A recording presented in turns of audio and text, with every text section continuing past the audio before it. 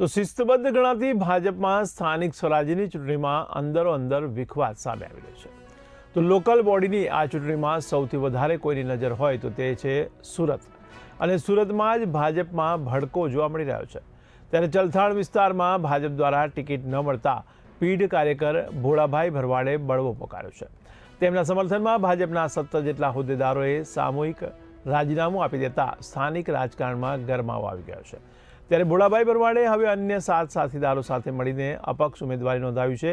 તો અપક્ષ ઉમેદવારી નોંધાવ્યા બાદ ભોળાભાઈ ભરવાડ અને તેમના સાથીદારો દ્વારા વોર્ડ નંબર 5, 6 અને 7 માટે એક સંયુક્ત જનસંપર્ક કાર્યાલયનું ઉદ્ઘાટન કરવામાં આવ્યું હતું।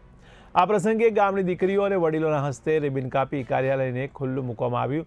ત્યારે એક સાથે 17 હોદ્દેદારોના રાજીનામા અને ભોળાભાઈ જેવા મજબૂત નેતાના બળવાને કારણે ભાજપ માટે આ બેઠકો પર જીત મેળવવી પડકારજનક બની શકે છે। હું ભોળાભાઈ ભરવાડ આજ રોજ અપક્ષ ઉમેદવારી મેં વોર્ડ નંબર 6 માંથી નિભાવી છે। આજ રોજ 6, 7 અને 5 આ ત્રણ વોર્ડનું સંયુક્ત કાર્યાલય જનસંપર્ક આજ રોજ અમે અહીંયા ગામની કુંવારિકા છોકરાઓ પાસે ને ગામના વડીલો ને ભેગા કરીને આજ રોજ અમે કાર્યાલય ખુલ્લું મૂક્યું છે। જ્યારે અમે ગામને સંદેશ આપ્યો છે કે ભણેલા ગણેલા એજ્યુકેટેડ ઉમેદવારો ઊભા છે, ગામના હિત માટે કામ કરીશું અને જંગી બહુમતીથી અમને જીતાડશો।